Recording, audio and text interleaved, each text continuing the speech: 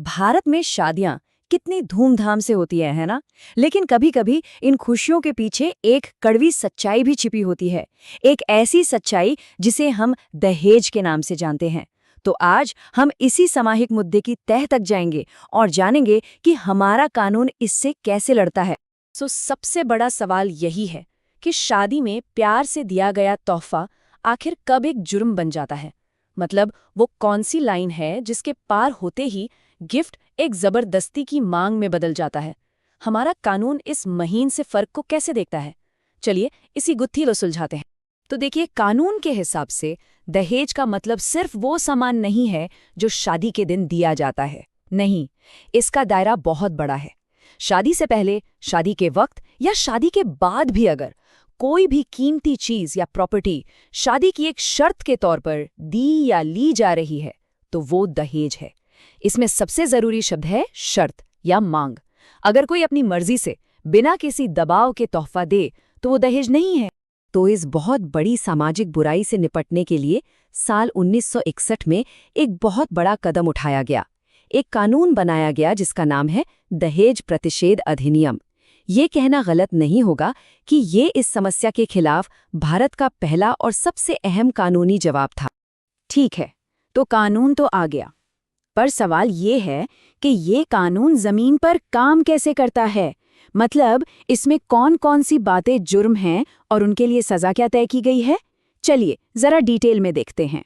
इस मामले में कानून, आप देखिए, बिल्कुल दो टूक बात करता है। सिर्फ दहेज लेना ही जुर्म नहीं है, बल्कि देना भी उतना ही बड़ा जुर्म है, और सजा कम से कम 5 साल की जेल। इतना ही नहीं, सिर्फ दहेज मांगना भी किसी को जेल की सलाखों के पीछे पहुंचा सकता है। और एक और दिलचस्प बात है इसमें, अगर कोई शादी के लिए अपनी जायदाद या पैसे का विज्ञापन दे तो वो भी इस कानून के दायरे में आ जाता है। और एक बात साफ है, कानून इन जुर्मों को बिल्कुल भी हल्के में नहीं लेता। ये अपराध संज्ञेय हैं। इसका सीधा सा मतलब ये है कि पुलिस को गिरफ्तारी के लिए किसी वारंट की जरूरत नहीं। और तो और ये गैर जमानती भी हैं, यानी जमानत मिलना कोई हक नहीं है। ये पूरी तरह से कोर्ट पर निर्भर करता है कि जमानत मिलेगी या नहीं। लेकिन कहानी यहीं खत्म नहीं होती। जैसा कि अक्सर कई कानूनों के साथ होता है, 1961 का जो ओरिजिनल एक्ट था वो काफी नहीं था। लोग इसकी कमियों का, जिन्हें हम लूप होल्स कहते हैं, फायदा उठाने लगे। तो जाहिर है इसे और ज्यादा सख्त और मजबूत बनाने की जरूरत आन पड़ी। तो इस कानून में समय के साथ कई बदलाव हुए। जैसे 1984 में एक जरूरी नियम जोड़ा गया कि शादी में दिए जाने वाले तोहफों की एक बाकायदा लिस्ट बनानी होगी। ऐसा इसलिए ताकि तोहफे और दहेज के बीच का फर्क साफ रहे। लेकिन जो सबसे बड़ा और शायद सबसे अहम बदलाव आया वो था 1986 में, जब डाउरी डेथ यानी दहेज मृत्यु को इंडियन पीनल कोड में एक अलग और बहुत ही संगीन जुर्म का दर्जा दिया गया। अब ये दहेज मृत्यु है क्या?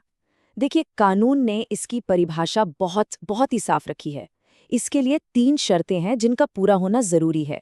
पहली, महिला की मौत शादी के 7 साल के अंदर हुई हो।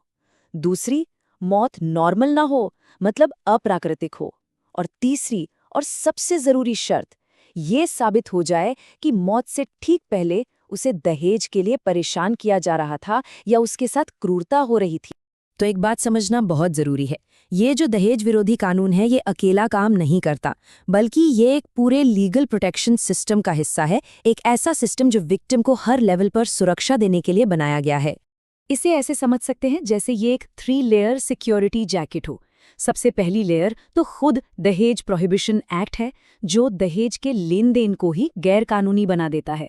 फिर आती है दूसरी लेयर, ये है आईपीसी का सेक्शन 498A, जो पति या उसके घरवालों की तरफ से होने वाली किसी भी तरह की क्रूरता से बचाता है। और फिर है तीसरी और सबसे मजबूत लेयर, आईपीसी 304B। ये तब एक्शन में आता है जब उस क्रूरता का अंजाम मौत हो। तो इन सारी बातों का निचोड़ क्या है? आखिर इस कानून में ऐसा क्या है जो इसे इतना खास और इतना पावरफुल बनाता है? इसमें एक ऐसी बात है जो इसे कई दूसरे कानूनों से बिल्कुल अलग खड़ा करती है। और वो चीज़ है बर्डन ऑफ प्रूफ का कॉन्सेप्ट, यानी सबूत का भार किस पर होगा। देखिए, आमतौर पर किसी भी क्रिमिनल केस में क्या होता है, जिसने इल्जाम लगाया है उसी को साबित करना पड़ता है कि सामने वाला गुनहगार है। लेकिन इस कानून में कहानी बिल्कुल उल्टी है। यहाँ खेल के नियम ही बदल जाते हैं। हाँ, इस केस में कानून एक तरह से ये मानकर चलता है कि आरोपी शायद दोषी है, और अब ये साबित करने की जिम्मेदारी आरोपी की होती है कि वो बेगुनाह है। उसे साबित करना पड़ता है कि उसने ना तो दहेज मांगा और न ही लिया। ये नॉर्मल लीगल सिस्टम का बहुत बड़ा उलटफेर है, और ये चीज़ सीधे सीधे पीड़ित के पक्ष को बहुत मजबूत बना देती है। और आखिर में एक सवाल सोचना बनता है, एक कानून जो 1961 में बना, यानी 60 साल से भी ज्यादा पुराना, वो आज भी इतना रेलेवेंट क्यों है? ये हमें इस बड़ी चुनौती के बारे में सोचने पर मजबूर करता है कि क्या सिर्फ कानून बना देने से समाज में गहरी जड़ें जमा चुकी किसी प्रथा को सच में बदला जा सकता है?